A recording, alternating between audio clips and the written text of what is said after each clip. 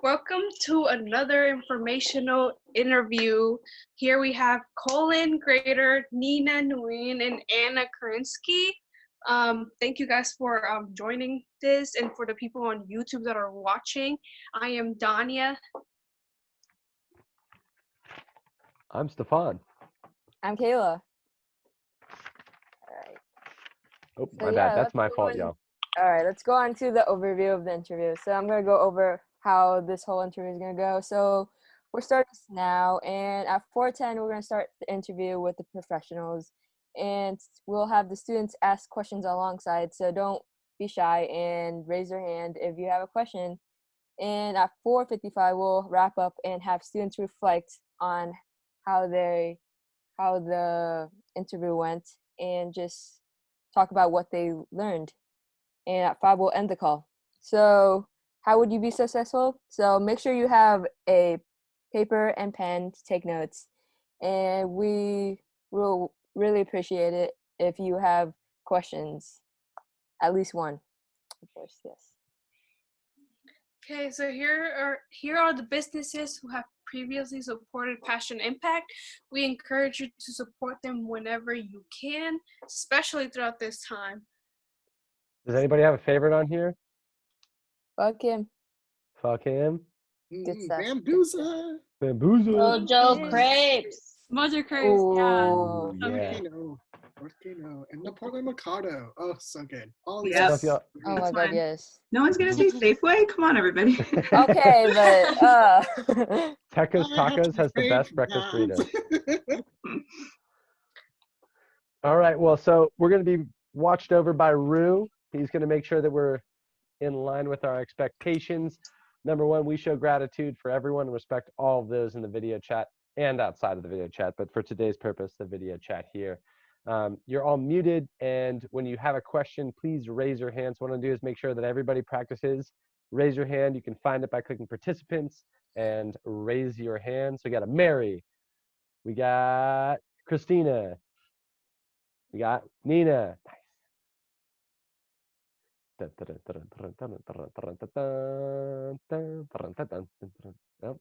Anybody else? Anybody else? I cannot raise my hand.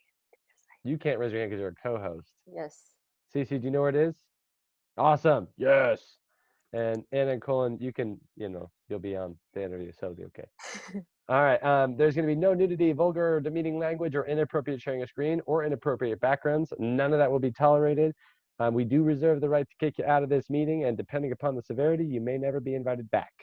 So please make sure that you just stay in the lanes. This is going to be a fun time. So screen names, first name only, unless you're a speaker, in which you can do whatever you want in terms of first and last. And then have fun. Stay engaged. We'll be watching. A quick view of who they are. Here we have Colin Crader II. He's obtained his degree in political science at the University of Oregon. He is a professional certificate in nonprofit fundraising and executive leadership. He brings 10 years of leadership and social change through civic engagement, philanthropy, and community-based nonprofits across Oregon. He is Filipino-American and a native Oregonian. He loves board and computer games, singing karaoke, and hiking. He is passionate about challenging institutional and systemic inequality and inequalities faced by historical, underrepresented, and marginalized communities. Woo! All right, here we have Nina Nguyen. I don't know if I said it right. I'm Viet myself, but sometimes I struggle. All right, so Nina graduated from Oregon State University. With a BS in public health. She has professional certifications in nonprofit fundraising and executive leadership. Nina has worked in nonprofit sector for 12 plus years.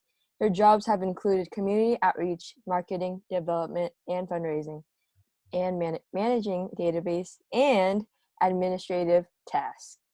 She plays competitive tennis in adult leagues and tournaments, and is the head coach for a Roosevelt High School girls team. Wow. And she is passionate about accessible and affordable education for all. Thank you. Thank you. And this is Anna Kurnizki. She first worked as an intern at Community Warehouse in 2012, and alas, 7 years later, she currently serves as development director. That's crazy. Just so you know, that's crazy. 7 years in one position as development director. Also, as finding out earlier, she also has a certification in nonprofit fundraising.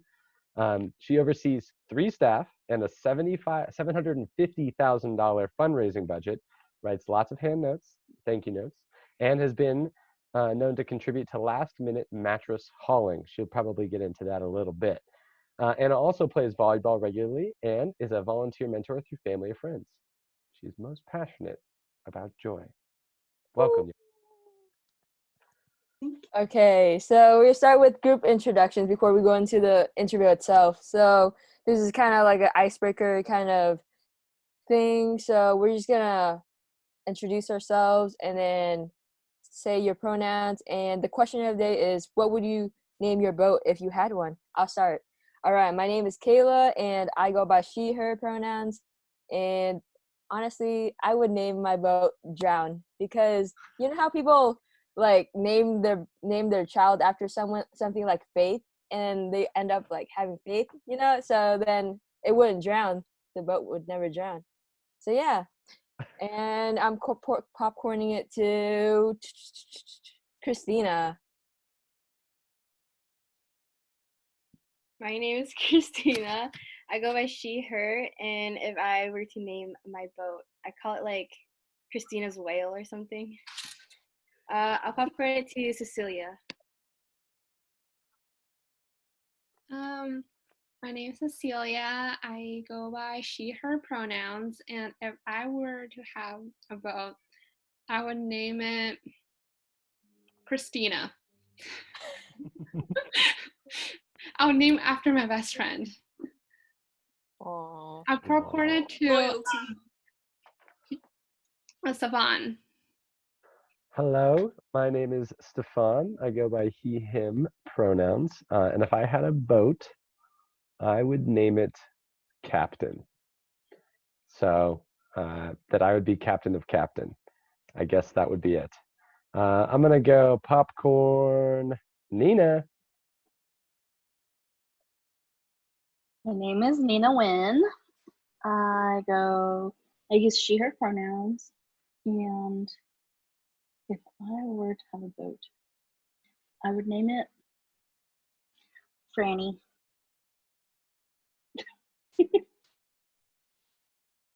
Who would you like to go next, Nina? I'm gonna popcorn it to Anna. Ooh, okay. My name's Anna. I use she, her pronouns. And if I had a boat, I would name it Float On, like the Modest Mouse song. And let's see, I guess I'll pop it over to Colin. Woo, speakers represent. Hi, everyone. My name is Colin. I use he, his, him pronouns. And if I had a boat, I would call it the Discovery. Yeah. And I'm going to pop it up to Mary.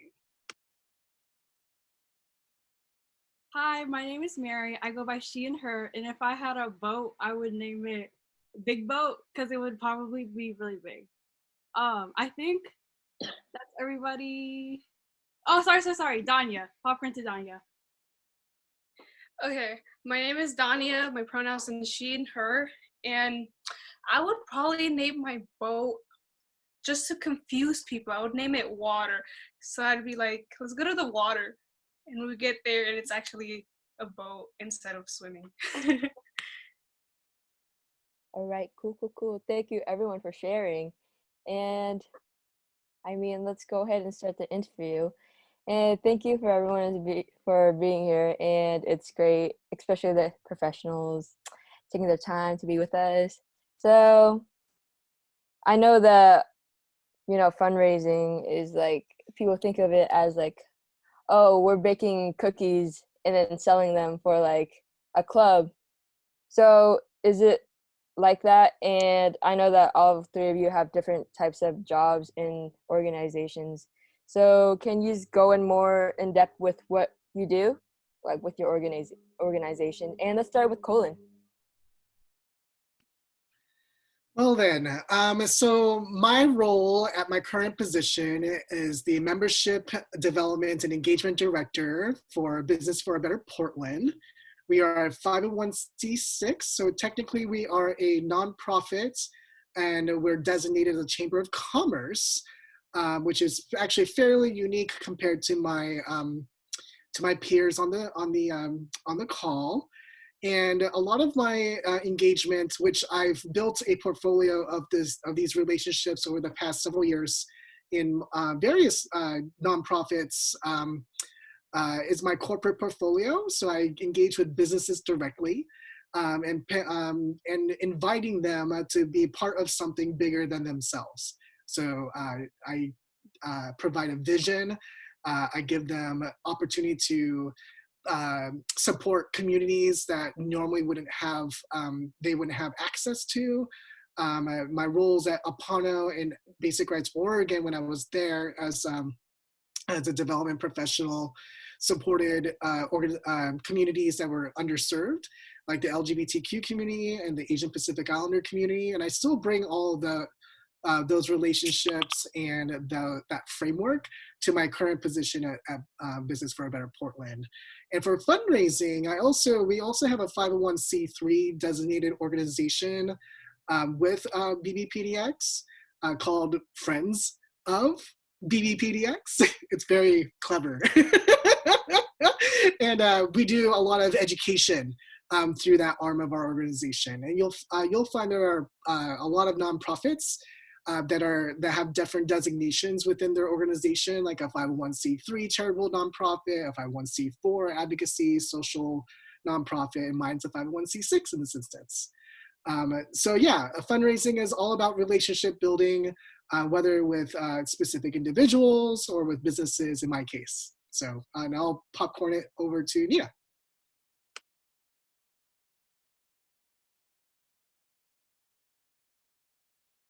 All right, so my current role is executive director, which is fairly new for me, but I'm following in Stefan's footsteps, you know? And I am the executive director for St. John's Center for Opportunity, which is located based out in North Portland and St. John's, a little neighborhood out there in North Portland near the industrial area.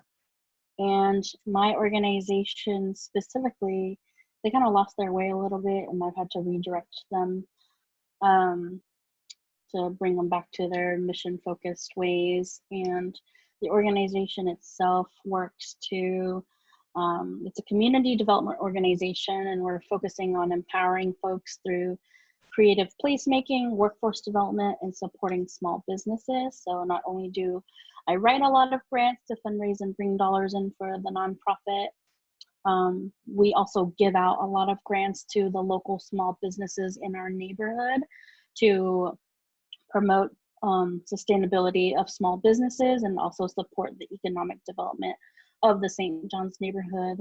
Amidst all of the gentrification that's happening, there still are a lot of strong roots in the community, and so that's where the placemaking piece comes in, where we're doing a lot of community-based events so that folks who are from the neighborhood, whether they identify with a marginalized identity or not, are feeling welcomed and safe still in their neighborhood, even with all the changes happening.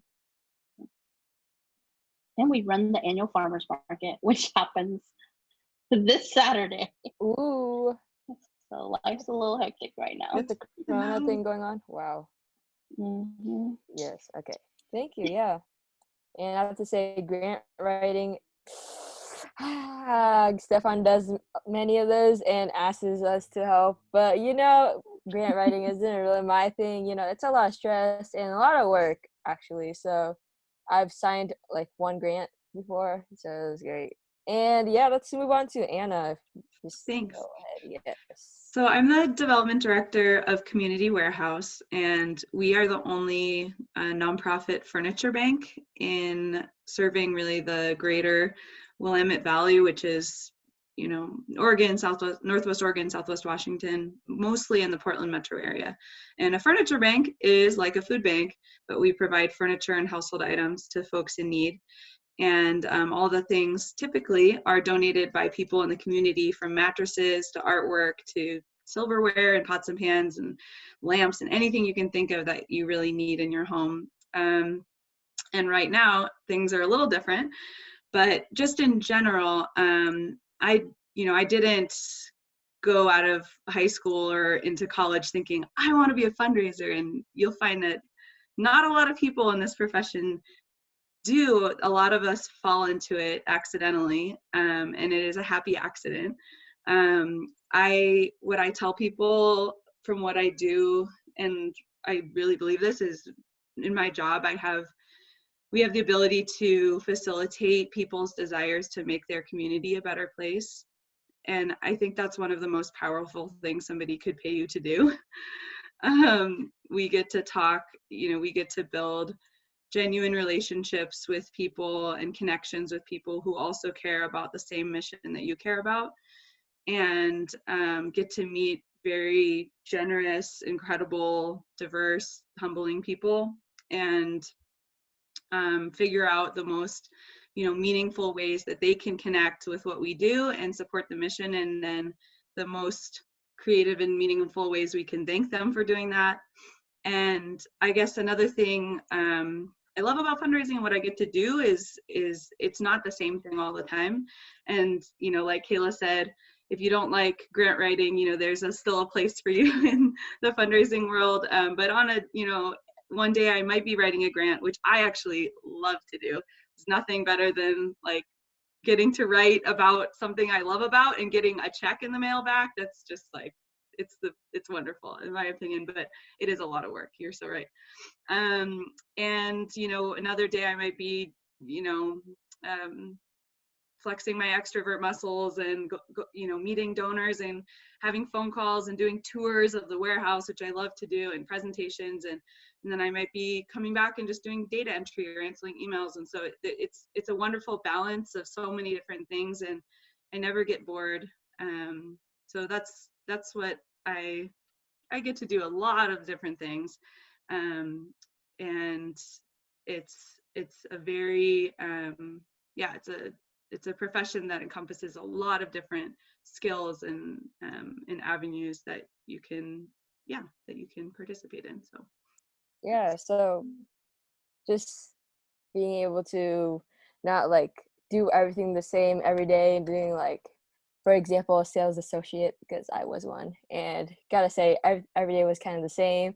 But just from what I've got from all of you, it's basically building a relationship with just your community, but just with your community, and just supporting groups of people, specific groups of people, which I'm getting to, which is really awesome with what you're doing, because that's great. And yeah, okay, so Anna talked about like falling onto this job on accident, or like happy little mistake, whatever it was.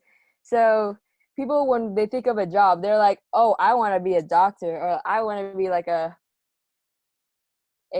cat scooper. But like, what I was thinking, like, how did you guys like end up like deciding that you wanted like to take a part in doing this? And yeah, so what made you decide to do this as a job? And let's start with Colin again.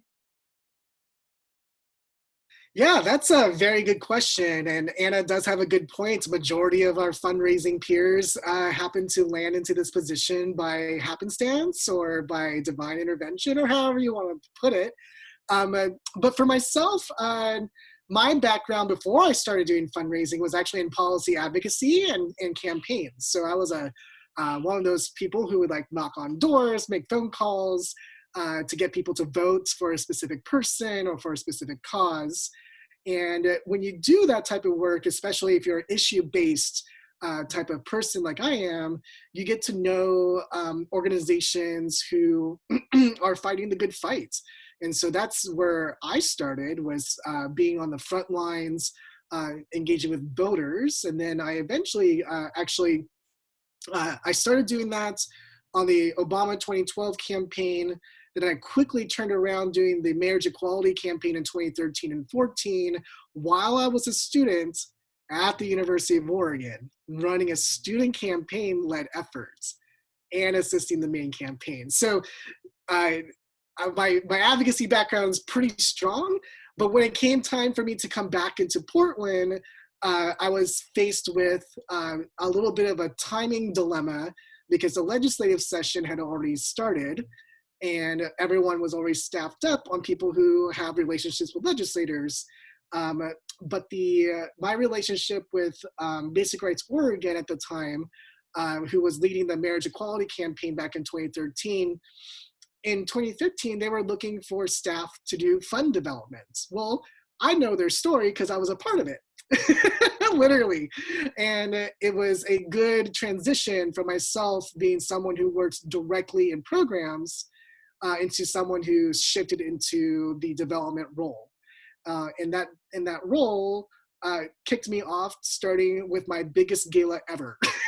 That is still the biggest one I've ever had to work on. And so I started doing event fundraising and then corporate relations in partnership with my executive director at the time, Gina Frazzini.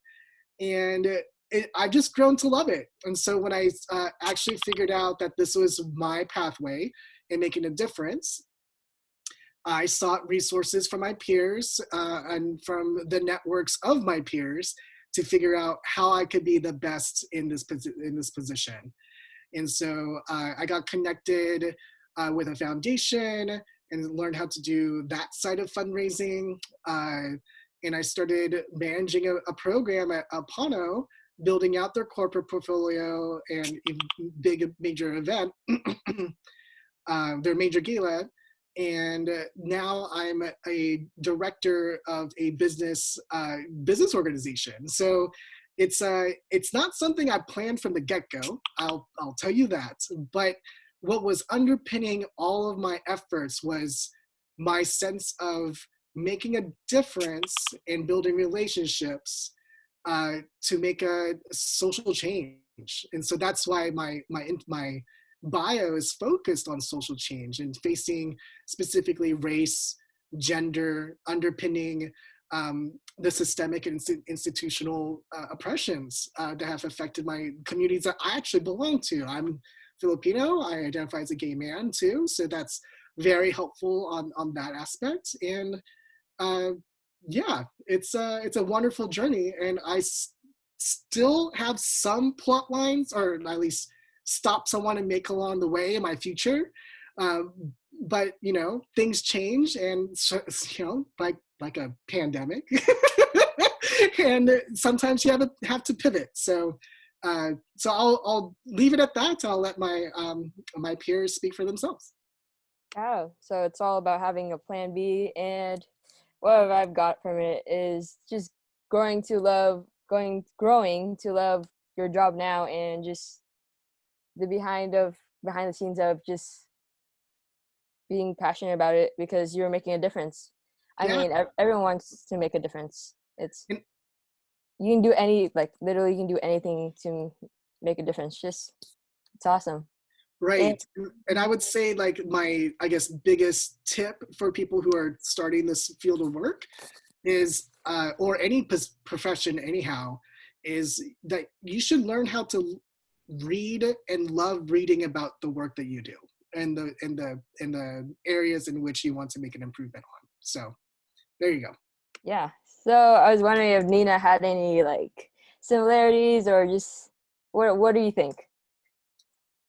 I know. I mean, my life has kind of come full circle. I've realized in the past few months being in my new role as an executive director.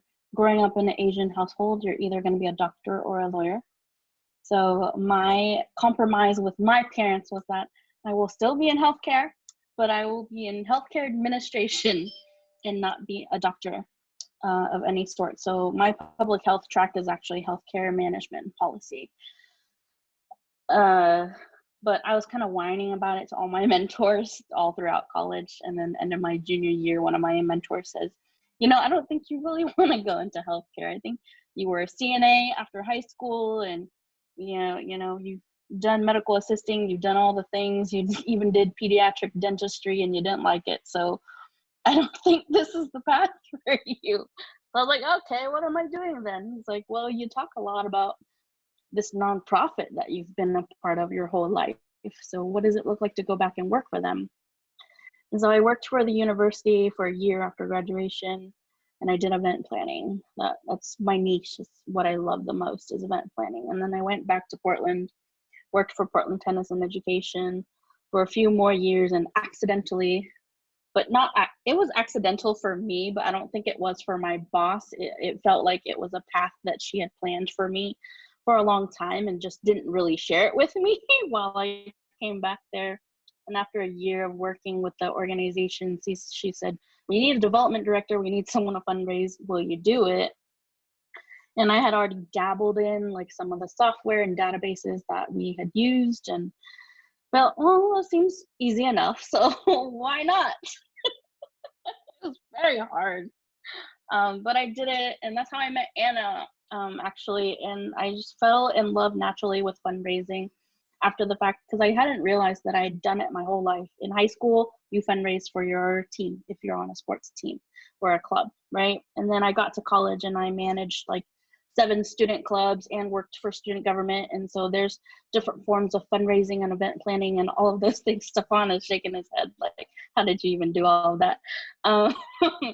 And then, you know, I worked for the nonprofit, and there's a lot of fundraising that went into that. And so it just kind of fell into my lap naturally. And then I fell in love with it because, like Anna said, fundraising is really about relationship building. And I really valued all the relationships I was making in the community, the relationships I was fostering with all the youth that I worked with, and the relationships that I was able to build with our supporters, and really giving them a purpose and giving them a reason to donate to us and believe in our cause and feel so motivated that they would make a financial contribution. You know, that I think that's the biggest gift that you can give a person, is to make them feel like they're a part of a bigger picture.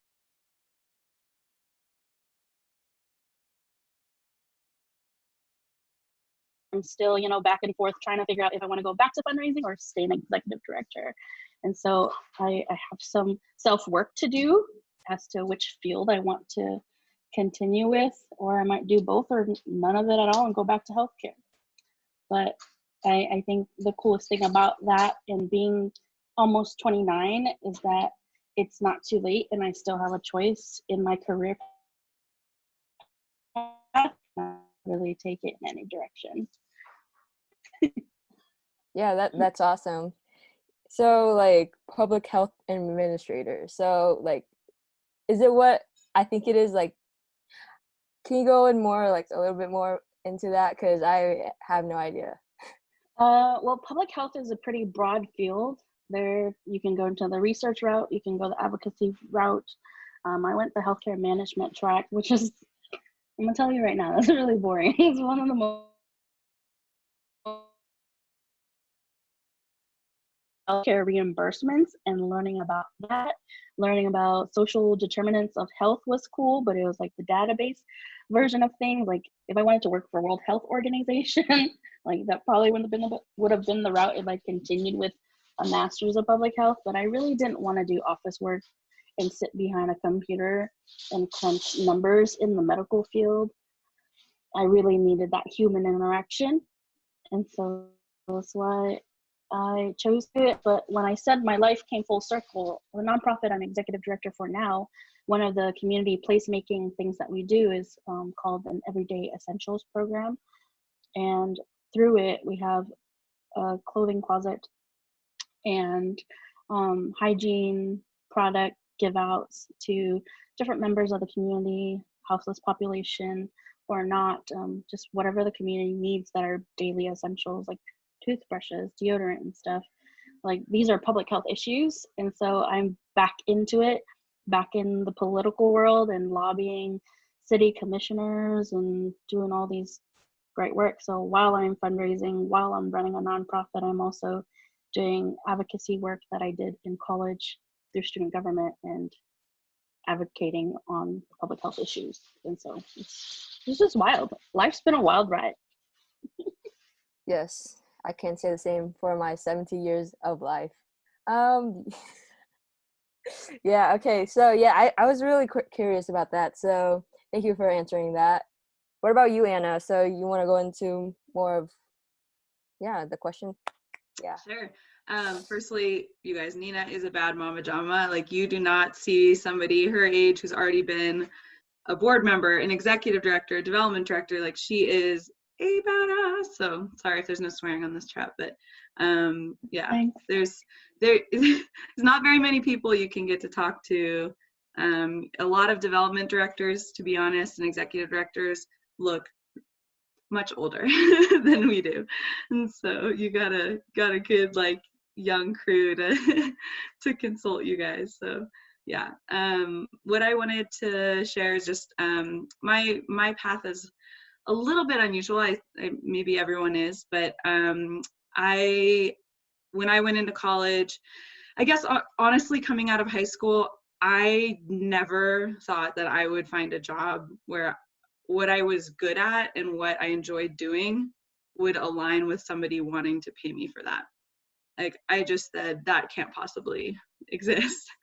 And I guess it was amazing to me, you know, realizing, getting into the nonprofit realm and realizing like how many opportunities there are and how big the nonprofit world was. I knew a lot about volunteering, but, you know, realizing that someone could, you know, is going to want to pay you to work for a mission that you really, really care about. And whether it's environmental advocacy or immigrant rights or performing arts or providing pet food to people experiencing homelessness for their pets, like honestly, there's any cause you could even think about. And so yeah, for me, I went to college at Occidental College in Los Angeles. I was studying sociology, kinesiology, and art, which could not be different. Obviously, I couldn't decide where I wanted to go. And it wasn't until my junior year, I managed to land an internship in Portland, Oregon. I'd never been to Portland before. And at this place called Community Warehouse, which is, yes, it's the same place I'm working there now. And I would do the whole summer. I did whatever they wanted me to do. I was like, I'll drive trucks. I'll go to, you know, Chamber of Commerce meetings and talk about how awesome furniture banks are. You know, I'll paint this wall. I'll serve clients and sort, you know, linens and anything, you know, doing lots of mailings. That's what I figured out about fundraising. And after I graduated, actually, so this was the year before I graduated, and before I did, I kind of figured out that nonprofits is where I wanted to go, and not any nonprofit. I really, really wanted to work at Community Warehouse. And so I begged and pleaded and did everything I could. And right before I graduated, they actually offered me a job in the development department as a development coordinator. It was just happened to be good timing. They needed some more support, and development and fundraising, by the way, are kind of synonymous for each other. We just say development so that it sounds nicer than fundraising. So a little industry sneak peek. And yeah, and so I started working there, really not really knowing what, you know, fundraising was about. And within a year, the person who was working there left, and I became the one in charge of the fundraising at Community Warehouse. So that was, gosh, in, you know, 2014 or something. I was 23 or 24. And I think, yeah, I never would have thought that I would have fallen into this field or really enjoyed it. But I love what Nina said. I totally had been doing fundraising quite a lot my whole life. And part of it was that I also, the things that I didn't enjoy about fundraising, which was like cold calling people and asking or trying to get money, people, your neighbors, like knocking on their door and trying to get money. I don't do any of that in my job. So the coolest thing about this is realizing that, you know, it's people who care about the, the place that you work at, if you're a fundraiser, they flock to that place. They love it already. They want to be part of it. And you're just sharing opportunities for them to participate and be part of it even more. And that is so fun. It's wonderful. It's really exciting. And I was really fed by that, and just get to be around these people who are so awesome. Like the coolest people work at nonprofits and surround themselves, they're generous and they're super interesting. I had some amazing conversations today with people who are donating their stimulus check, because they know that there are people who are more less fortunate than they are, and they have family members who have COVID-19, and they already donated to all these other organizations, and it's like they're just wonderful people that you get to connect with. So I think for me it was like that path kind of just laid itself out in front of me, and it felt right. So I was very, very lucky. I mean, if I did an interview for Community Warehouse now, there's no way they would hire me, but I was part of it already, so I was very fortunate. And and then becoming a development director, that was mostly the executive director and the staff really went to bat for me, and the board was kind of unsure about hiring somebody my age to be the development director. They just didn't know if I had enough experience, and the executive director and the other staff, and also the WVDO, which is a local organization that Nina may still be on the board of. I don't actually, awesome, she's on the board of. They advocated for me, and I ended up getting that position without having an interview. They just hired me into the position, and then I hired somebody under me, and that's kind of how it grew. So it's a lot of just doing the work and being part of it and putting in your energy and your love, and it has come back to me. So just very fortunate to be where I am. At this time I can say thank you for what you've done, although I don't really know, but thank you, because you sound like all of you guys do a lot of stuff, so thank you. Thank you for sharing that. I have a question about fundraising. So for like any person that's interested in fundraising, like volunteering in any way or even as a job, like what would you tell them for the people that struggle with interacting with people but they want to? We can start with Colin. If you want to dabble, like to volunteer, I would just reach out to an organization that you resonate with their mission, vision, and values first, and passionate about where you want to make an impact in the world, quote unquote. So I would start there and just really lay it out, in a way that that you could provide a certain amount of time, these many days, just really advocate for yourself, kind of almost like a letter of intent or like a small little cover letter. Say, this is where I want to be. Will you be able to have me as a volunteer in some capacity?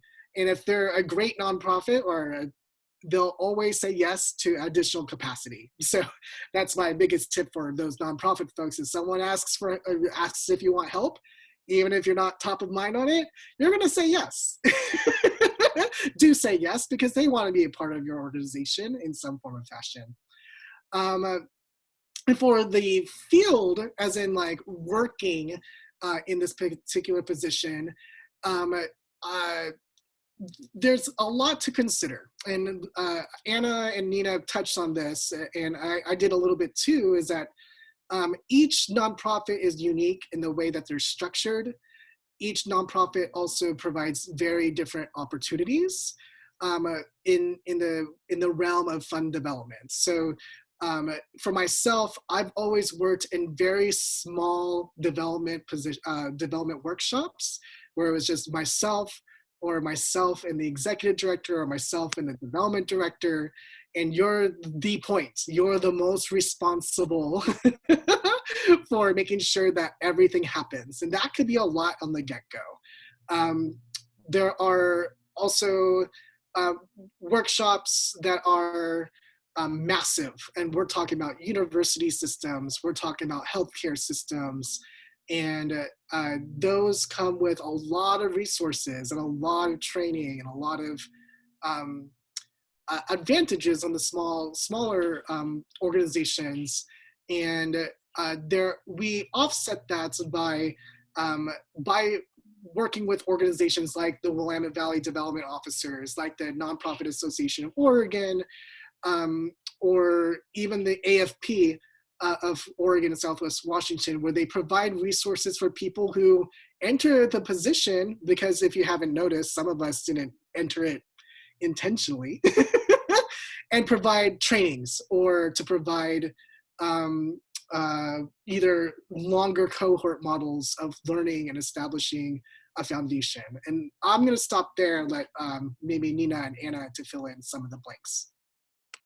Yeah, before Nina can start, Mary had a question about what you were saying and what I was saying. If Mary can unmute herself and say her question. Yeah, so kind of going off what Danya said earlier, does contacting companies or like connecting with new people, does it ever get intimidating? And if so, how do you cope with that? Because I know for me, when I have to call nonprofits or stuff, I like start getting really nervous and I freeze up sometimes. So I was curious on how you guys felt about that. And this goes for everyone. Does the other two want to take that? Because I can if you want. I opened up the can of worms. I'll take it just go quickly. For it. Why don't you go? So what I suggest is to leverage your network, your peers, and practice.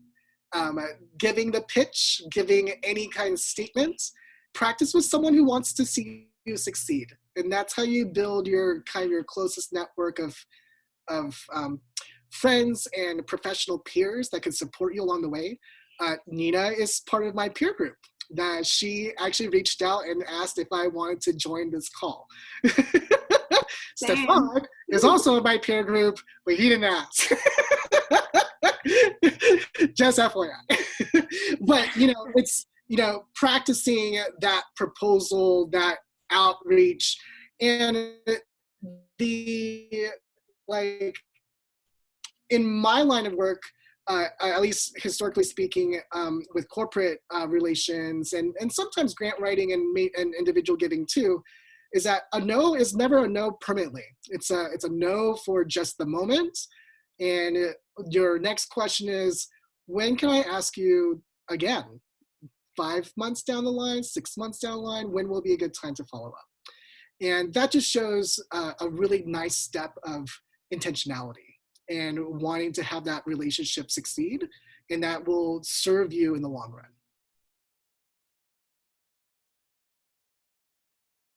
Do you want to go, Nina, or would you like? Are we answering this question, or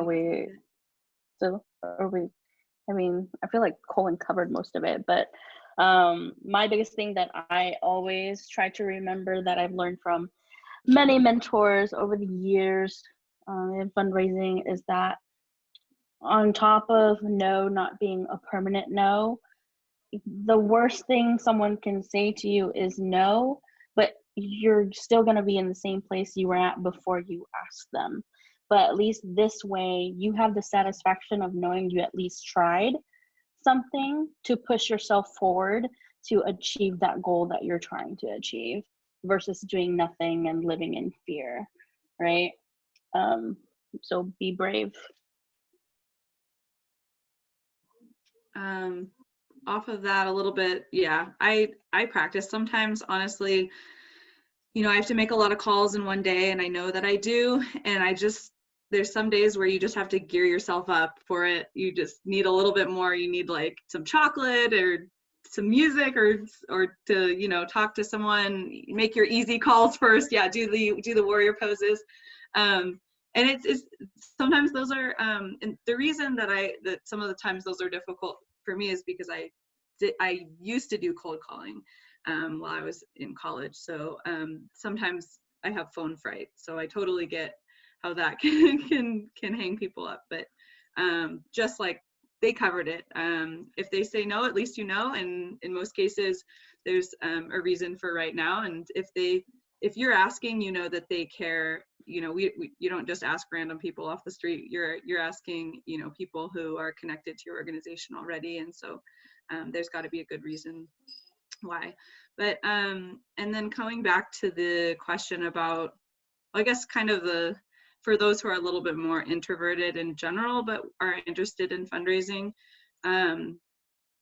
you know, there are, like Colin said, in bigger departments, like when you go to college, you know, you could get involved and work for your college or university's fundraising department. Sometimes it's called advancement department, and they are always looking for work. And sometimes they're the best paid jobs on campus, honestly.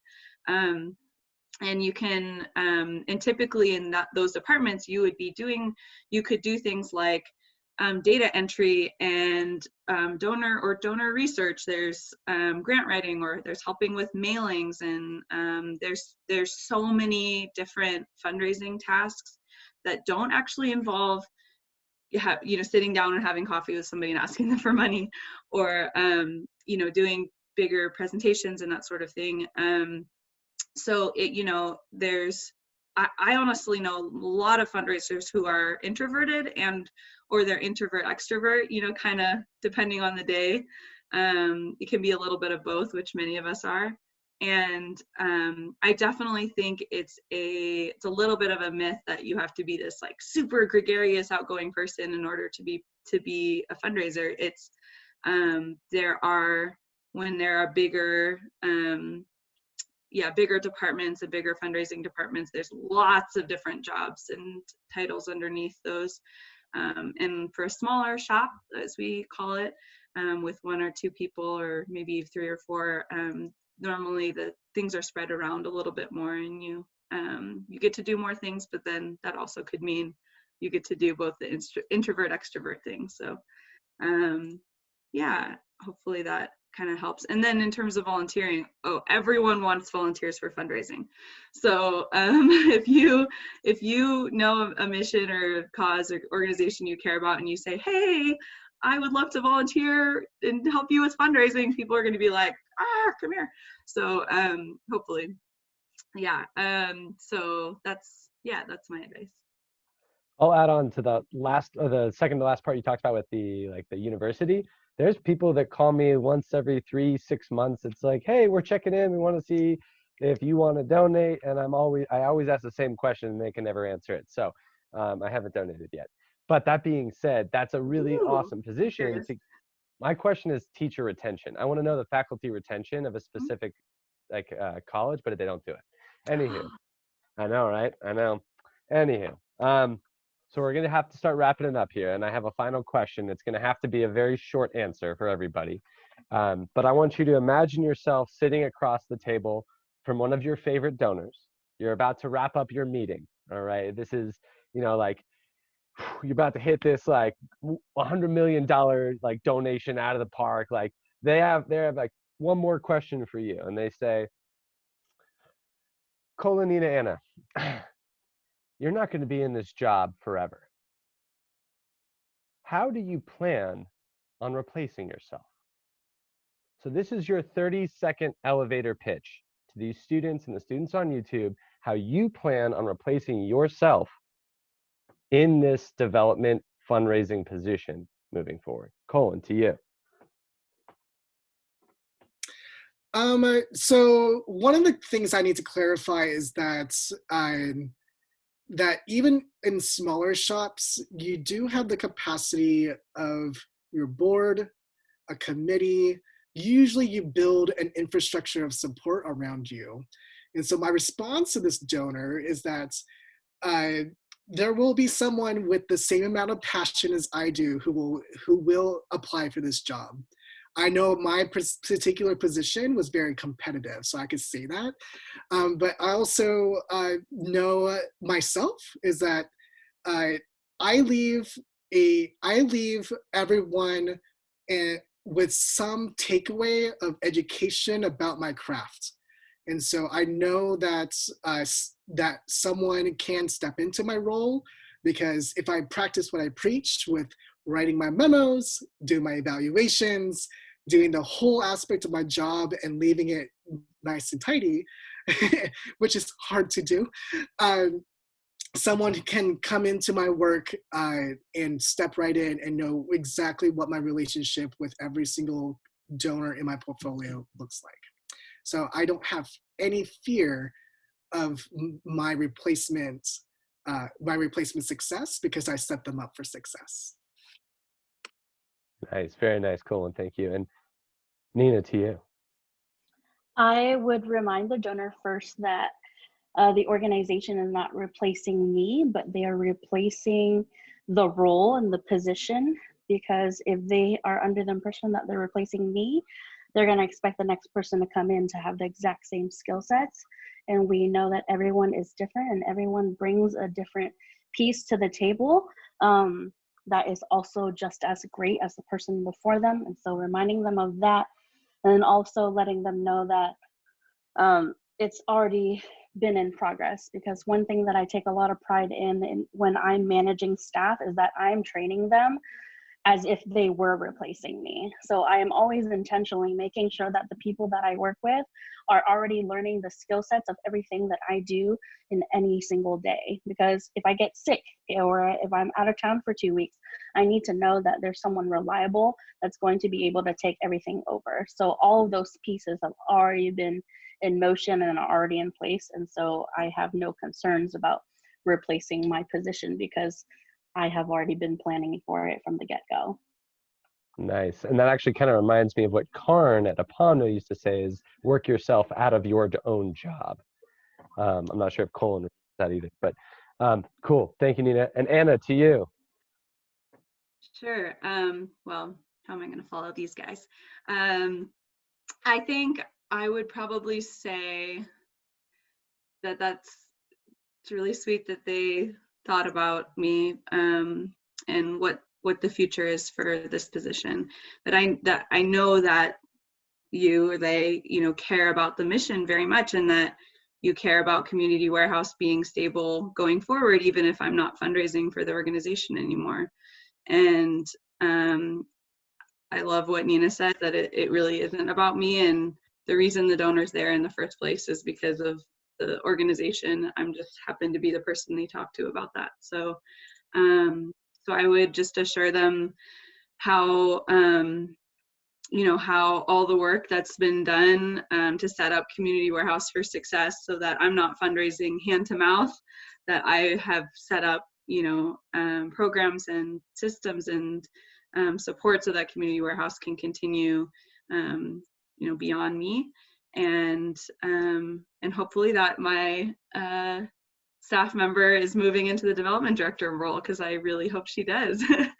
I hired her, and she's been growing amazing. This is her first nonprofit role. So I think mostly reiterating what they would say, and bring it back to the mission and not about me. Fantastic. Thank you, Anna. All right, I'm going to share my screen now. We're going to do a little bit of reflecting. Can everybody see wrap up? Cool, awesome. All right, so what did you learn from this interview, and something that you're excited about maybe, and how can you use that information moving forward? And then if there's something that Passion Impact can do to improve this experience for you, signing in, that could be the basic kind of stuff, or something greater than that. This is the time to speak about it. We're going to do, you can write it if you'd like. If you want to chime in, go for it. I also know that this is a time that Kayla and Danya have requested something. So let me just bump right in. So before the interview, we asked for all three of you to come up with a joke for everyone that's related to your job. So thank you. this While would be they think about it, does anybody have any reflections that they'd like to offer?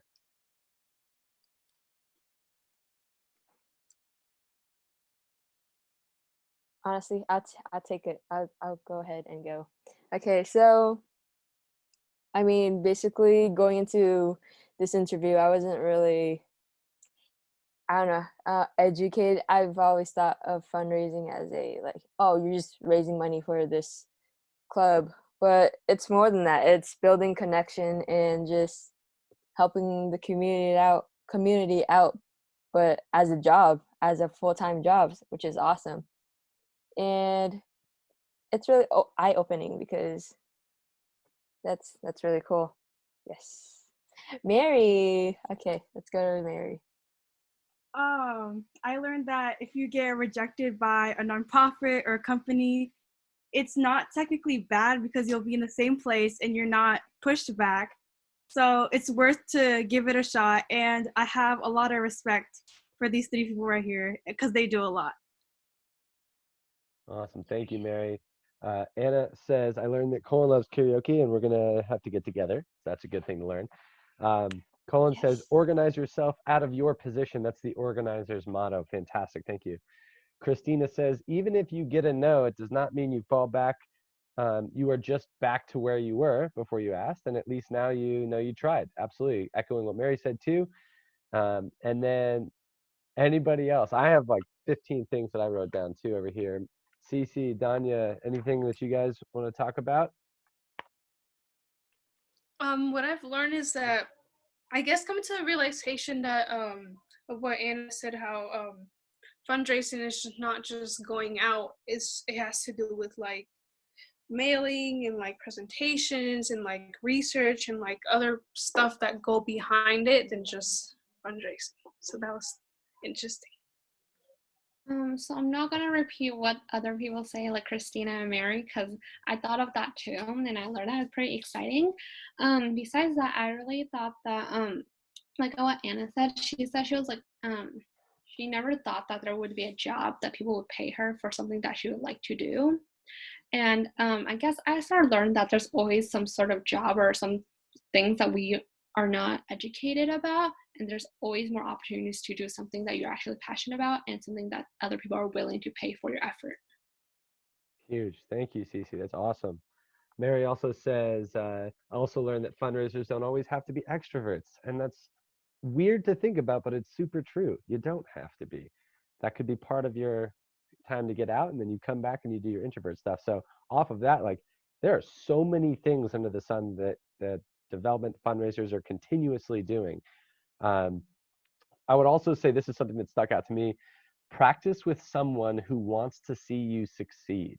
And I would say that's probably in any realm, but I love this idea of like, you know, Mary and Donna, you had this question about if you're scared, if you have to communicate, like how do you get to that point where you feel comfortable? Practice with someone who wants to see you succeed. I think that's fantastic. I had a few questions, and I kind of want to bring this back to something that all three of you echoed, which was there are a lot of organizations out there to support the growth of development professionals. And it's very common to see a lot of the same people in those circles in all of those organizations. So it just kind of goes to show that like whatever profession you're in, find those organizations. Specifically here for development, it's WVDO, Willamette Valley Development Officers, Nonprofit Association of Oregon. Was there any more that y'all could think of or remember or associated with? There's YNPN, Young Nonprofit Professionals Network, and they're really awesome. I know a lot of people that get involved that are not part of nonprofits and they're in high school still, and just get to learn about a lot of different professions. Mm-hmm. There are, you know, the nonprofit sector is really a partnership between, or not really, but like it is very much a dynamic between foundations and you know, and like other nonprofits. And so there's an association for foundations as well, if you end up going into that route too, called the Grant Makers of Oregon Southwest Washington. and then Philanthropy Northwest. So if you want to work on that side of fundraising and nonprofit work, I suggest you look into those particular organizations. Awesome, thank you. And to answer Mary's question, APANO is the Asian Pacific American Network of Oregon. Congratulations, you got it. I love APANO, I love them. Okay, well, with that, y'all, I want to make sure that we know what's happening over the next week. As always, we got parent support on Mondays, like today, and we are moving forward with contacting students to make sure that we can get in touch with their parents, knowing what specific languages they speak so that we can send out the right materials. And article discussions on Tuesdays are run by Sasha and Danny, and they've been doing a great job. This week, we're going to put the workouts on pause due to AP testing, but usually Christina and Kayla run some pretty mean workouts, and you get sore and you have to use your inhaler if you have asthma, so be careful. On Wednesday this week, we're going to have another informational interview, and this is going to be with two Passion Impact alumni. They're college students, Carly Chan and Judy Lamb, from 4 to 5, so be sure that you join that one, sign up for it. On Thursday, we have our communication team meeting from 3 to 4:30, and we have one extra spot for that one. And then on Fridays, we got games with Mary and Alan. Mary's right here, and Colin came last week. I know Nina had a meeting, and Anna, you had a meeting as well. Y'all are always invited to those. And then I want to say that if you do want to subscribe to our newsletter, which is the student run, there's that link at the bottom. Without any further ado, though, please unmute yourselves and let's give these wonderful professionals a yippee. Yippee. Yippee. Yep. And thank you, Nina, for extending invitations out. That's my fault, Colin, for not reaching out to you. I will take that on myself. Thank you all for your awesome questions. They were so great. You were all so wise. Thank you. We are 17. Yeah. Thank you. Yes. Thank you for having us, and always feel free to connect with us on social, or at least you can connect with me on social. If guys wanna I hear the send out an jokes? email from the students who attended today to all three of y'all, would that be okay? Yeah, yes, please. Okay, so I'm going to send it out with everybody BCC'd. So that means that Mary, Danya, Kayla, Christina, and Cece, if you have more questions, you have to reach out to them. They're not going to reach out to you. Okay, just so you know. Yeah, email us. Awesome. Yes. Anna, Sounds Colin, Nina, awesome. y'all are fantastic. Thank you. Thank you. Thank you. Thank Nice you. to Yeah. Bye. Thank you. Everybody.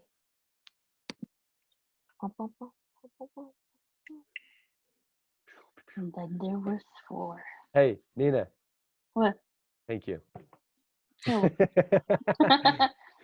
Happy to Dude, help. seriously, really appreciate Tell it. Adriana I say hi, and then tell Cindy I say hi when you guys interview her. So excited to meet Cindy. I sent her a joke and she hasn't responded back. So I'm a little... I know. I was trying to give my joke to you guys because Oh, that what's was the joke? Kayla's task for us. I mean, 'cause know. my brain is all farmers market right now, I was so so I can only disappointed. think of food jokes. So I was gonna say, "Don't go bake in my heart." Come to our farmers market on Saturday. That was It's good. still That was recorded. good. I'm keeping this. Oh my god! I'm still Oh being my recorded. god.